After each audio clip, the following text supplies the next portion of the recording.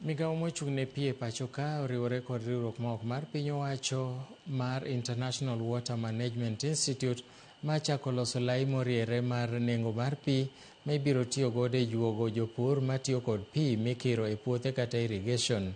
E winjruok manochwo e kogno odiechieng' ma kawuono, gichano mar riwore e bero ngima jopur kaluwore ni nok mar pi masani neno e pacho ka kokalo kuom yore mopogore opogore.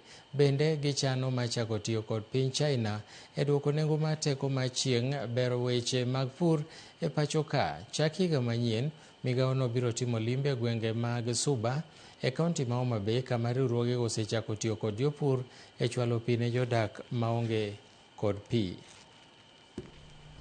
We need a bulk water tariff that is commensurate to the environment. You know, irrigation water is not practically commercial, but then we need a tariff that resonates with the broader agenda of ensuring that we have food security and is manageable by our smallholder irrigation. With a tariff also, it will help us also be able to utilize when we start charging the farmers, it will help us start utilizing the water in a sustainable way. But at the same time, even as we build the tariff, we're also working on ensuring that our farmers, especially the smallholder, also have access to market. When they have access to market, this enables them have the ability to pay.